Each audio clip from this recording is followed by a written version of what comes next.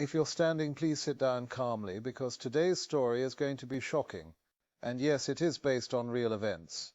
May 1943, Berlin. Admiral Karl Dönitz stood in the map room of the Marine headquarters, staring at the Atlantic chart with a dread that had been building for weeks.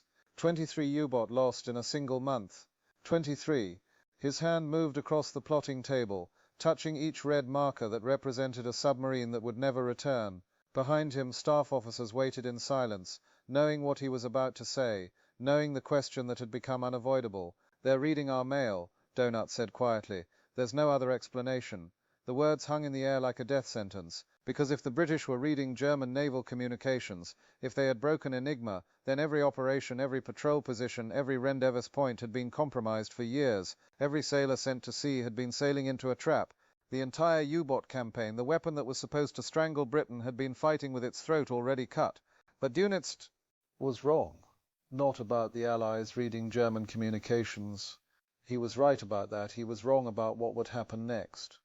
Wrong about whether anyone would believe him, and catastrophically wrong about what Adolf Hitler would say when confronted with the possibility that Germany's most secret communication system had been compromised for years. The story of how close Nazi leadership came to discovering the truth about Enigma and why they ultimately convinced themselves of a comfortable lie instead reveals something profound about the nature of intelligence failure.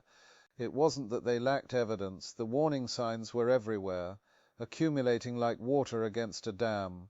It was that the truth was simply too terrible to accept. Enigma seemed unbreakable because it was by any reasonable measure extraordinarily secure.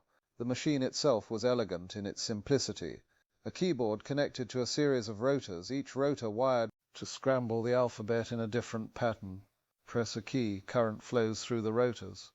A lamp lights up, showing the encrypted letter. The receiving operator, with rotors set to the same starting position, types the encrypted message and watches the original text appear on the lamps. But the genius was in the mathematics. 3 rotors, each with 26 positions, created over 17,000 possible starting positions. Add a plug board that could swap letter pairs, and the number of possible settings exploded into the hundreds of millions. The German cryptographers had calculated it precisely. 59 million possible configurations. To break a single message, an enemy would need to test every possible rotor setting and plugboard combination. Even if you could test one setting per second, it would take longer than the age of the universe. The mathematics were absolute. Enigma was unbreakable, except it wasn't. And by 1943 the British had been reading German naval Enigma for years, reading it so completely that they knew U-boat positions better than some German commanders did. But the Germans didn't know this, couldn't know this, because accepting it meant accepting that everything they believed about cryptographic security was wrong. The first serious scare came in May 1941 after the battleship Bismarck was hunted down and destroyed. The British had found Bismarck in the vastness of the Atlantic with what seemed like impossible precision. German naval intelligence investigated. Had Enigma been compromised? They brought in their best cryptographers, examined the mathematics again, reviewed the procedures. The conclusion was unanimous. Impossible. The British must have gotten lucky with reconnaissance aircraft. Or perhaps there was a spy, but not Enigma. Never Enigma. Hitler accepted this explanation because it fit what he already believed. He trusted German engineering, trusted German science, trusted the experts who assured him that the machine was mathematically perfect. When told that British direction-finding technology had improved, that radar had become more sophisticated, that there might be traitors in the Kriegsmarine, he nodded. These explanations made sense. They were comfortable. They didn't require questioning the fundamental assumptions of German military communications, but the evidence kept accumulating.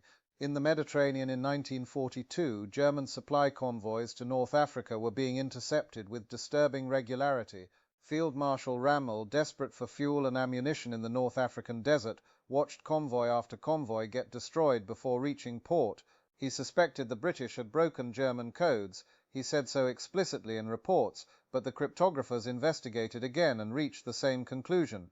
Mathematically impossible. The Marine did take one precaution. In that February 1942, they added a 4th rotor to the naval Enigma machines, creating what they called Triton. The number of possible settings increased exponentially. For 10 months the British were indeed blind, unable to read German naval traffic. U-boat operated freely. Sinkings of Allied merchant ships spiked dramatically. It seemed to prove that Enigma was secure. If the British had broken it before, surely they would still be reading it now. But in December 1942, the blackout ended. The British broke 4-rotor Enigma, and in early 1943, the U-boat war turned into a slaughter. The numbers were impossible to ignore. In March 1943, 15 U-boat lost. In April, 15 more. In May, the 23 that had so shaken units. These weren't random losses scattered across the ocean. U-boat were being attacked at their rendezvous points, at their refueling positions along their patrol routes. Allied convoys were dodging wolf packs with precision as if they knew exactly where the submarines would be. Donuts was not a stupid man. He had spent 4 years waging submarine warfare, 4 years studying patterns and statistics. The losses weren't random, they couldn't be. On May 1st, 1943, he ordered a complete security review. Every possibility had to be examined, including the one possibility that everyone insisted was impossible. The investigation was thorough. German cryptographers led by Dr. Wilhelm Trano examined every aspect of Enigma security. They looked at the mathematics again. They tested the machines for electromagnetic emissions that might be detectable. They reviewed operator procedures for any weakness that might allow code breaking. They even considered whether the Allies might have captured an Enigma machine and somehow used it to break the code. Their report was unequivocal. Enigma remained secure. The losses must be attributed to other factors: improved Allied radar, better direction-finding equipment, possibly some new detection technology the Germans didn't understand yet. The report acknowledged that some messages might be compromised through operator error, or if machines were captured, but systematic reading of Enigma traffic, mathematically impossible, the numbers didn't lie, except the numbers did lie, or rather the Germans were asking the wrong question. They calculated how long it would take to break Enigma by brute force, testing every possible setting. The answer was impossibly long. But the British weren't using brute force.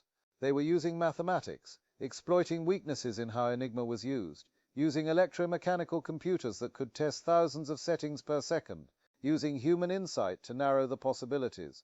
The German cryptographers never imagined that anyone could build machines fast enough or clever enough to do what Bletchley Park was doing every single day. When Dunit received the report, he wanted to believe it. The alternative was too terrible. If Enigma had been broken, it meant that every U-boat he'd sent out for the past 2 years had been sent into a trap. It meant that thousands of submariners had died because he'd given them orders that the enemy was reading in real time. The psychological weight of that possibility was crushing, but he couldn't quite let it go. In discussions with his staff, he kept returning to the question. The British were too accurate, too consistent. Yes, they had better technology. Yes, their radar had improved. But this precise, this reliable, his subordinates pushed back. If Enigma was broken, they argued, why hadn't the British destroyed every single U-boat? Why did some submarines still successfully attack convoys? Why were there any German naval victories at all? Surely, if the British could read every message, German naval operations would be completely impossible. It was a persuasive argument, and it was based on a false assumption. The British didn't act on every decoded message, because doing so would reveal that they were reading German communications. They let some U-boats succeed. They allowed some convoys to be attacked. They carefully managed how they used ultra-intelligence, always providing a cover story, always maintaining the illusion that their success came from radar or reconnaissance or lucky guesses. The Germans, looking at their partial successes, convinced themselves that their codes must be secure. Dönitz took his concerns to Hitler in late May 1943 during a conference about the U-boat crisis. The losses were unsustainable. Something had to change. He raised the possibility carefully that German communications might be compromised. Hitler's reaction was immediate and certain, impossible. The Führer had been briefed on Enigma security, had been told by experts that the system was unbreakable. He believed in German technical superiority, believed that German engineering and German science were the finest in the world. The suggestion that British cryptographers had somehow outsmarted German security was not just wrong, it was insulting. The losses Hitler declared were due to betrayal. There were spies in the Kriegs Marine, traitors feeding information to the British. Or perhaps the Italians were being careless with their communications, and the British were using that to locate German submarines. Or the Americans had developed some new detection technology. But German codes were secure. He ordered increased security measures, more aggressive counterintelligence, investigations into possible traitors. He did not order any change to Enigma procedures or any further cryptographic review. The experts had spoken. The matter was settled. Dönitz left the meeting with his concerns unresolved, but his orders clear. The U-boat campaign would continue. Enigma would continue to be used. The losses would have to be accepted as the price of the Atlantic battle. But the Admiral couldn't quite convince himself. In his personal war diary he wrote that he feared the worst but had to proceed as if communications were secure because the alternative was operational paralysis. If they assumed Enigma was broken, they would have to stop using it, which meant they would have no way to coordinate submarine operations at all. Better to use a possibly compromised system than to have no system at all. It was a rationalization, but it was also practical reality. The German Navy had no backup plan, no alternative communication system ready to deploy. Enigma was the foundation of all naval operations. Questioning it meant questioning everything. Throughout the summer of 1943, the debate continued within German naval intelligence. Some officers remained convinced that British success was too consistent to be explained by technology alone. Others pointed to the mathematical proofs, the expert assessments, the sheer impossibility of breaking Enigma by any known method. The arguments went in circles, always returning to the same conclusion. It must be secure, because the alternative was unthinkable. The Germans did make changes, but not the right ones. They tightened radio procedures, changed codebooks more frequently, added security measures around Finn and how Enigma was used. These changes had some effect, making the British code-reekers work harder, but they never addressed the fundamental vulnerability because they never admitted it existed. Hitler himself never revisited the question. Once he had decided that Enigma was secure, the matter was closed in his mind. When losses continued, he blamed commanders, blamed tactics, blamed equipment quality, blamed everything except the possibility that the enemy was reading his orders before his own submarines received them. The psychology of this failure is striking. The Germans had evidence, they had warning signs. They had officers like Dönitz who suspected the truth. But they also had experts who assured them it was impossible. Mathematical proofs that seemed absolute and a cognitive burden so heavy that accepting the truth would have meant accepting that they had been catastrophically wrong for years. It's easier to believe in spies and bad luck than to believe that your fundamental assumptions about security are wrong. It's easier to trust the experts who tell you what you want to hear than to follow the evidence to an unbearable conclusion.